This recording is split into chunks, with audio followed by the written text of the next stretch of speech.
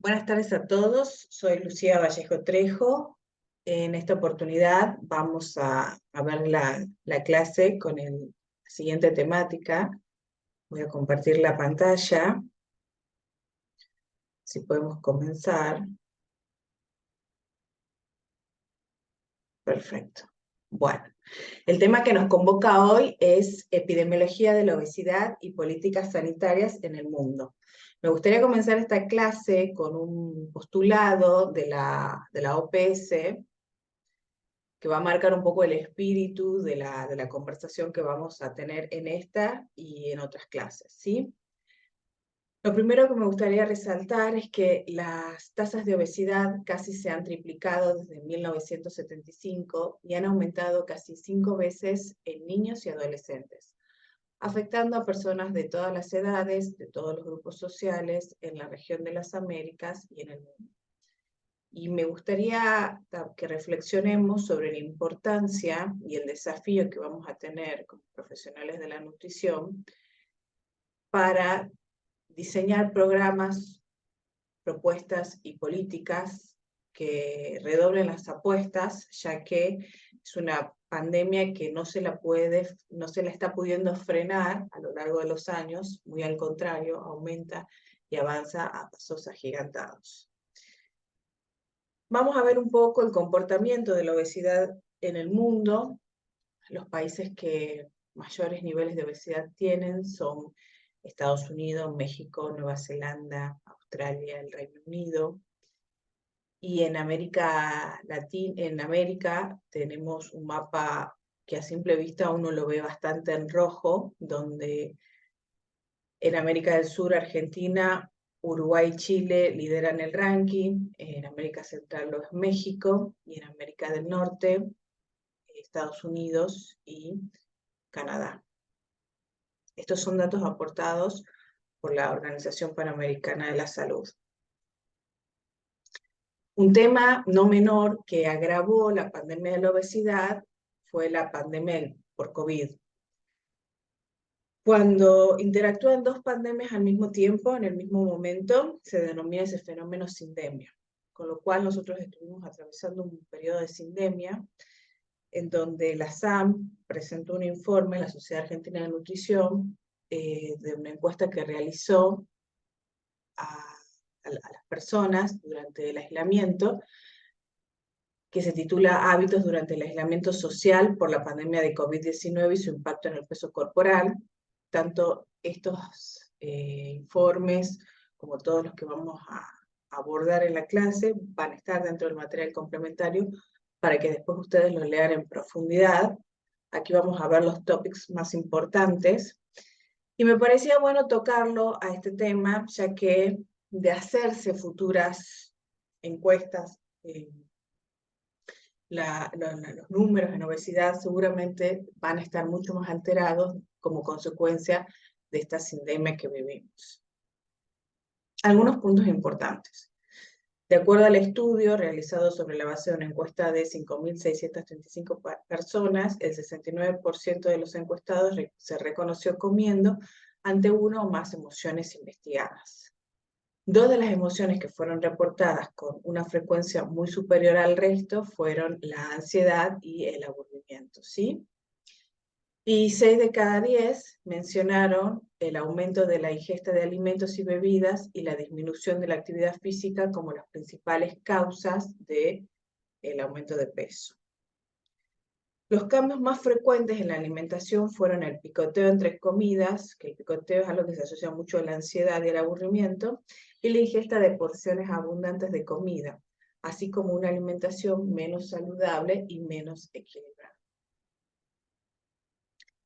El aumento del consumo de alcohol durante el aislamiento también pareció ser un factor de riesgo para el aumento de peso, y la mayoría, el 68,2%, reportó el bajo nivel de actividad física debido a la ausencia de la misma o a la disminución de su práctica. En los tiempos de COVID-19 también, si hay un proceso inflamatorio dado por el sobrepeso o la obesidad, y a eso se le asocian profundas causas de estrés, como ser el temor por la enfermedad, la muerte de los seres queridos, el enfermarse uno mismo, hizo que la pandemia por coronavirus lleve a potenciar la pandemia crónica de la obesidad. Por eso les digo, esta sindemia, este periodo de sindemia que duró prácticamente 2 años, va a generar luego alteraciones en los resultados de las próximas encuestas, muy probablemente. Vamos a ver un poco lo que pasa en el mundo, un poco de números y un poco de estrategias de políticas sanitarias, ¿sí? En cuanto a la obesidad, en Canadá, uno de cada 4 adultos y 1 de cada 10 niños en Canadá ahora viven con exceso de peso, lo que significa que aproximadamente 6 millones de canadienses podrían verse afectados por esta enfermedad, mucho más que las personas que viven con diabetes, enfermedades cardíacas, artritis, enfermedad pulmonar crónica o cáncer. La obesidad es una enfermedad crónica progresiva similar a la diabetes o a la hipertensión arterial que se caracteriza por la acumulación anormal o excesiva de grasa que puede perjudicar la salud. Es interesante el enfoque que tiene Canadá para el abordaje de esta pandemia, ya que vamos a ir viendo algunos topics que son de alguna manera muy bien considerados por el resto de las sociedades científicas en el mundo y lo toman como modelo. El estigma de la obesidad se traduce en desigualdades significativas en el acceso al empleo, la atención médica y la educación, a menudo debido a los estereotipos negativos generalizados de que las personas con obesidad son vagas, desmotivadas o carentes de autodisciplina. Canadá hace mucho foco en lo que es la discriminación de la persona con obesidad y un poco mezclando un poco los temas y relacionándolos con Argentina. En Argentina, la segunda causa de discriminación, según el INADI, es la obesidad. La primera es la pobreza. Entonces, imagínense en el panorama en Argentina de una persona que, además de ser pobre, es obesa. Volviendo a Canadá, se necesitan iniciativas integrales públicas, privadas y no gubernamentales para la prevención y el tratamiento de la obesidad. Y se prevé que la prevalencia de la obesidad en adultos canadienses continúe aumentando durante las dos próximas décadas. El costo anual directo de atención médica de la obesidad, incluidos los costos médicos, de hospitalización y de medicamentos, fue de 9.000 millones para el 2021. Esta estimación solo tiene en cuenta los costos de atención médica relacionados con la obesidad y no tiene en cuenta la pérdida de productividad y las reducciones en los ingresos fiscales. Quiere decir que ellos ya saben no solo el costo que les genera el tener una patología como la obesidad, sino las pérdidas y las proyecciones. Y bueno, esos análisis epidemiológicos, por eso la importancia de estas herramientas, permiten una mejor planificación en las estrategias para su abordaje. Y una de las estrategias que tuvieron fueron que lo tienen todos los países, pero estas guías de práctica clínica de Canadá la abordaron de cierta manera que todos los países están mirando ahora a Canadá como país que está manejando o generando, mejor dicho, políticas interesantes en el manejo de la obesidad. Bueno, están las guías de práctica clínica, que fueron las guías que inspiraron también a las guías de obesidad de Chile y que también nosotros en Argentina las tomamos como referencia, como modelo a seguir, en donde tienen 5 puntos como línea central del tratamiento de la persona con obesidad. El primero es que reconocen a la enfermedad como una enfermedad crónica, en donde hay que pedirle permiso al paciente para su abordaje. Eso de alguna manera lo empodera también al paciente. El paso número 2, en el análisis constante, en la evaluación constante del tratamiento. El paso 3, la discusión de las opciones de tratamiento, que eso es muy importante, no tan paternalista, sino llegando a acuerdos con los objetivos terapéuticos, que sería el paso 4, y el seguimiento, el paso 5. Chile, por su lado, también, como les decía, actualizó la guía de práctica clínica adaptada para Chile, la guía de obesidad en adultos, inspiradas en la guía canadiense. Un poco los números de Chile. En la actualidad, Chile lidera los rankings mundiales de obesidad, presentando una de las prevalencias más altas. Según datos de la última encuesta nacional de salud, en el 2016 y el 2017, la población de mayores de 15 años con obesidad llega a un 34,4%, mientras que el sobrepeso alcanza el 40%. Por otro lado, la prevalencia de exceso de peso ha aumentado un 6% desde la década de 1980 hasta un 74,2% según los datos de la última encuesta nacional de salud. Miren qué alarmante este salto, este progreso de manera agigantada de la pandemia.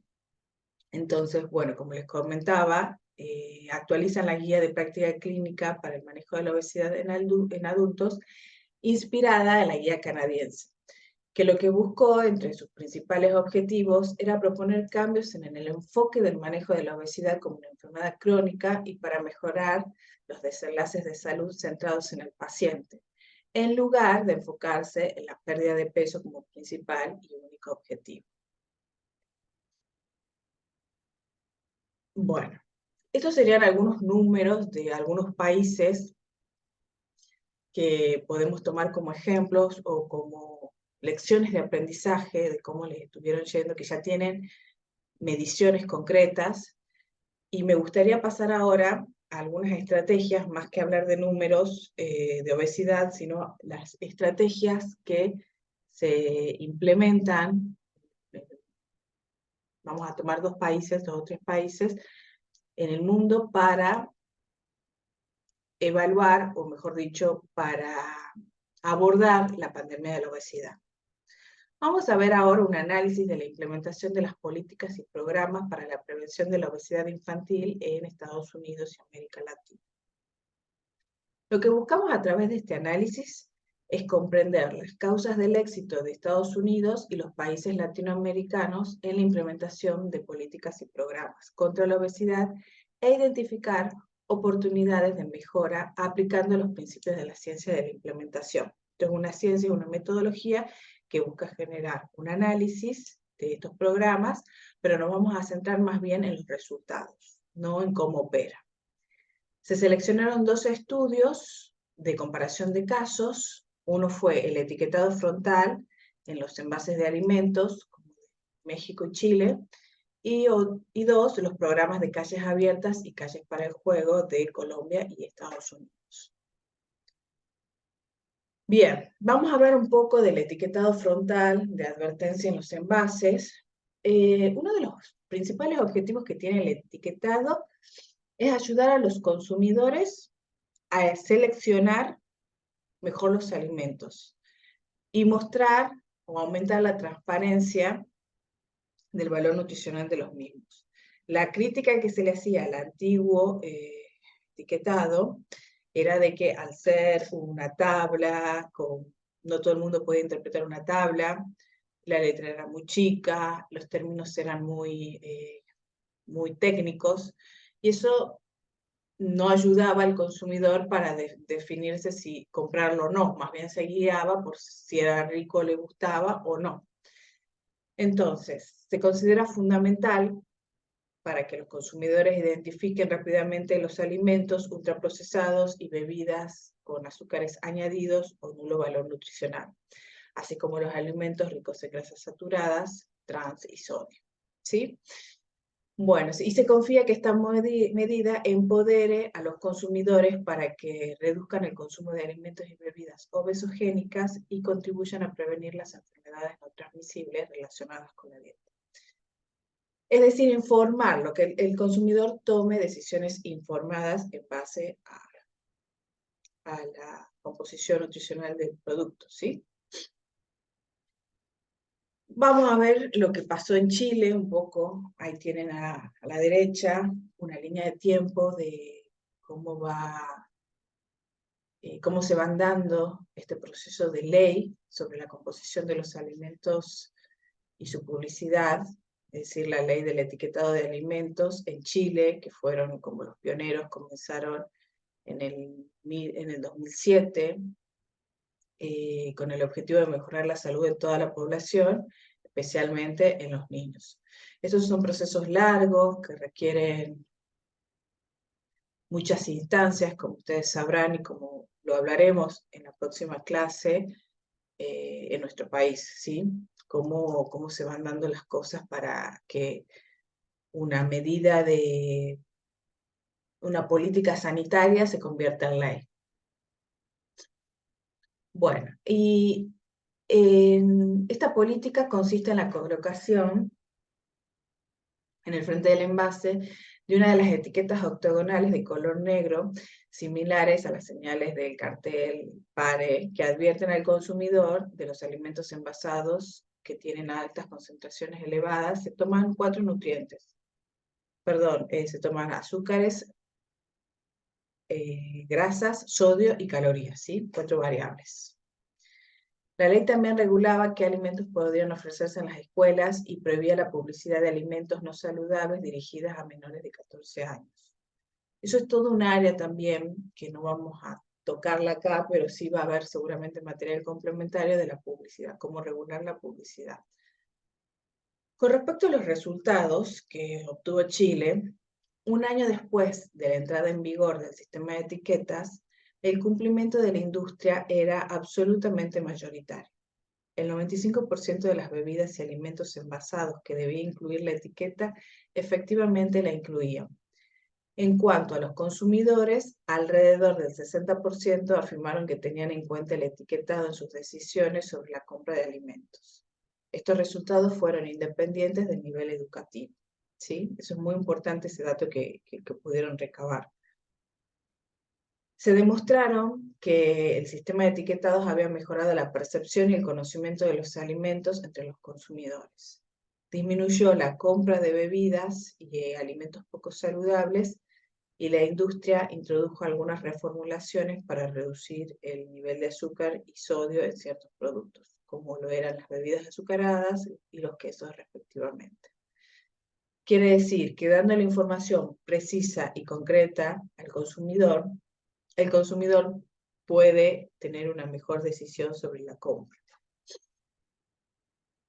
Bien, ¿qué pasó en México? México tuvo un proceso un poco, comenzó en el 2020 a implementarse, tuvo un proceso un poco más conflictivo en relación a diferentes posiciones que había con la industria, ¿sí?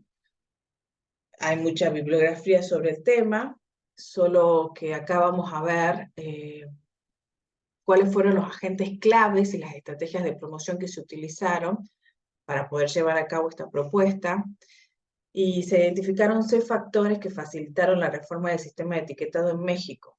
El primero, que existió una masa crítica de evidencia científica que demostraba que los consumidores no entendían la información sobre el contenido de nutrientes de los productos. Y esto era clave porque iba enlazado a la mala selección de alimentos, por lo tanto a la mala alimentación que tenían. Como segundo elemento facilitador fueron las experiencias de otros países con los sistemas de etiquetado, siendo Chile el pionero y el que logra resultados más contundentes. El tercer elemento fue la experiencia previa que tuvieron México con el impuesto a las bebidas azucaradas, que demostró la importancia de las organizaciones de la sociedad civil y su estrecha vinculación con prestigiosas personalidades del mundo académico y legislativo. Y en quinto lugar, el impulso también que se dio a través de las redes sociales, que sirvieron como un motor de movilización de la sociedad civil. Entonces fueron muchas variables que confluyeron para que se pueda lograr esta reformulación del etiquetado que ellos tanto trabajaron. un repaso para para pensar también que en esta tabla se analiza el efecto del etiquetado frontal, de la advertencia y las experiencias. Está el paper para que después lo analicen en profundidad. Pero se llega a la conclusión que el modelo octogonal es el que mejores resultados tiene versus el del semáforo, que se lo implementa en Ecuador. Mejores resultados en términos de comprensión para el consumidor, ¿sí? El modelo del semáforo tiene la filosofía de que el rojo es alto E, el amarillo es medio E y el verde es bajo E.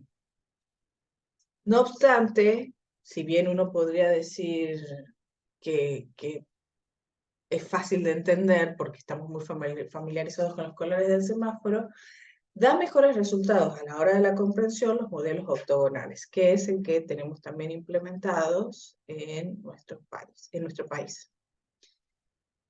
Y a modo de ya ir finalizando las estrategias de las políticas sanitarias que podemos tomar como modelos que han dado resultados, y más orientados ahora, dejando ya de lado el etiquetado, a lo que sería la actividad física, tenemos dos programas muy interesantes que están dando muy buenos resultados. Uno son las calles para el juego y las ciclovías, ¿sí?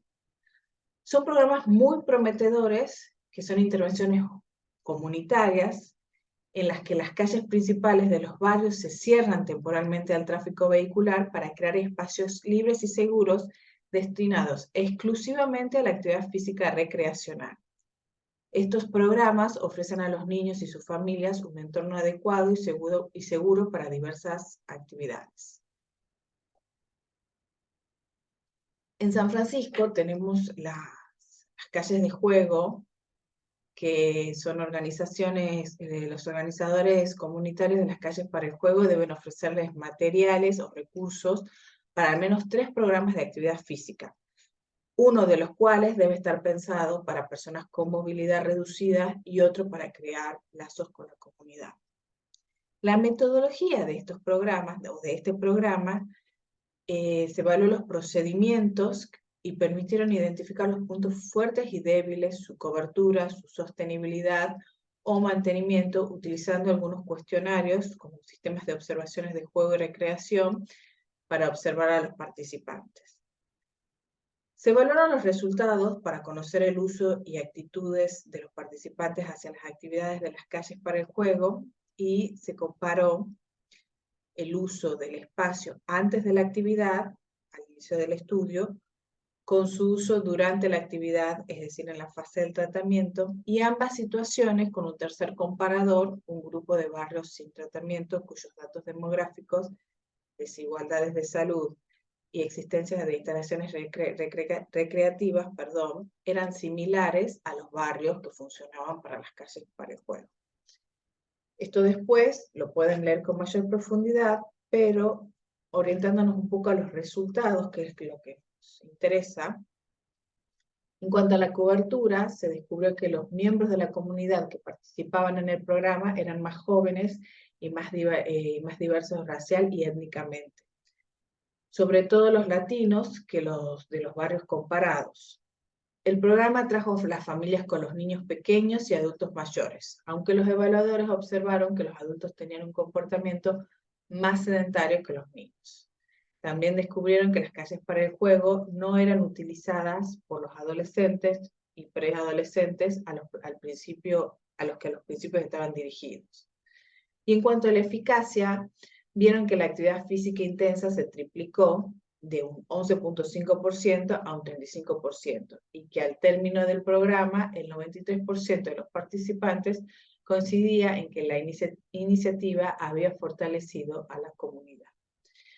Fíjense en ustedes cómo el seguimiento a corto y mediano plazo de estos programas puede medir la efectividad o no de los mismos para generar los ajustes.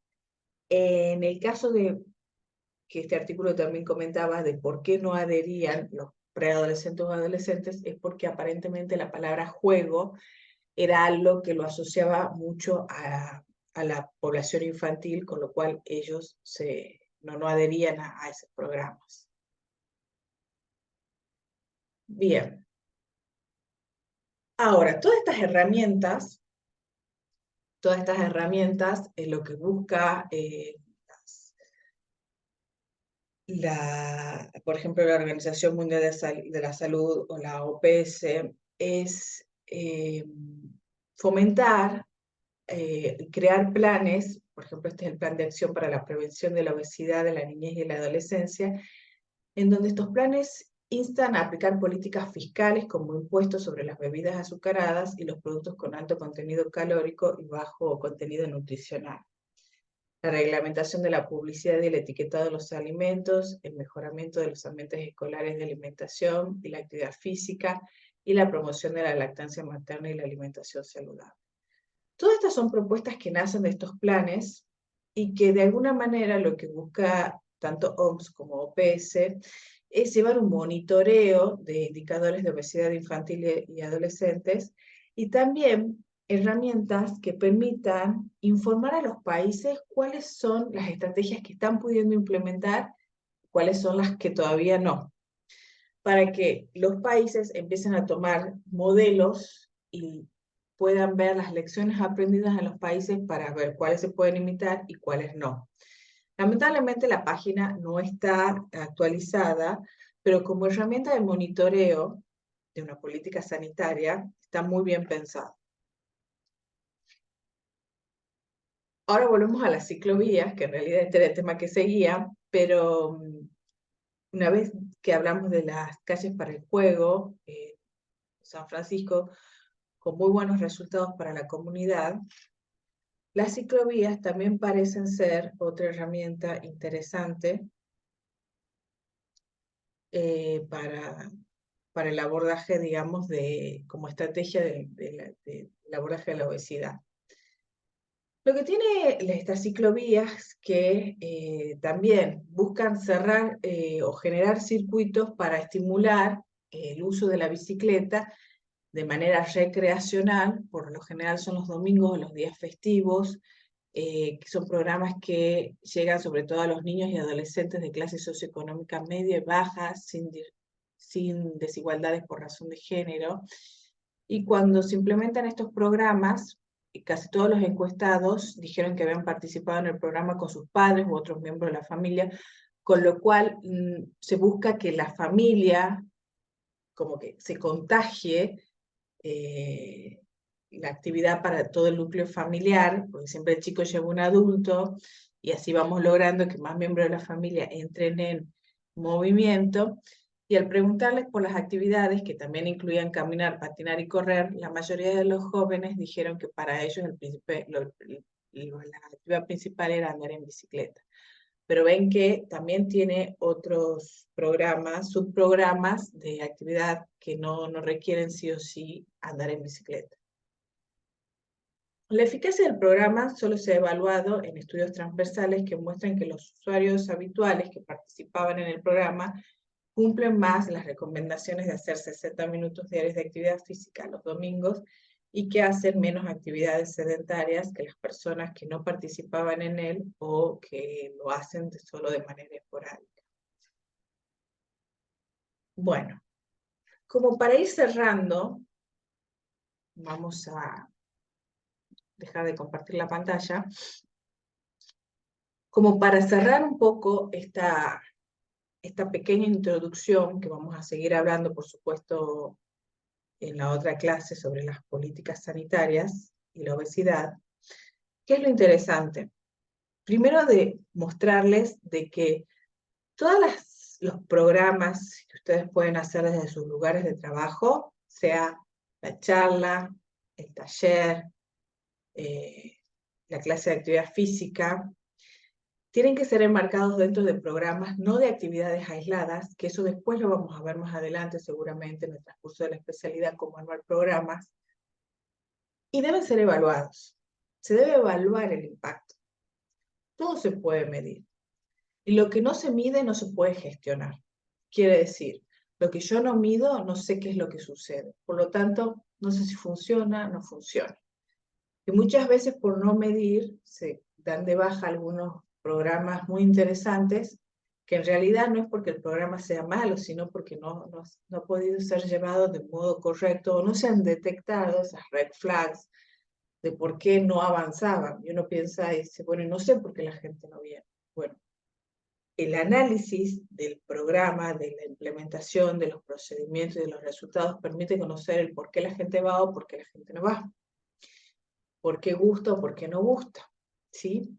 Por qué funciona o por qué no funciona. Entonces, ese sería como el mensaje que más allá de los números, que ustedes tienen que estar siempre actualizados de que cómo se comporta la obesidad en el mundo, tienen que también tener muy en claro que todo programa, que toda actividad que hagan, lo lleven a un nivel superior, lo jerarquicen a través de programas. Programas que vayan en línea con las políticas sanitarias, orientadas a obesidad en este caso. Y que, bueno, puedan medirlos con el tiempo y evaluar qué pasó antes, durante y después de la implementación. Así que, bueno, eso serían las ideas y los contenidos que me gustaría que piensen y que vamos a seguir trabajándolos en el transcurso de la próxima clase, el día viernes 8, ¿sí? Bueno, muchas gracias por su atención.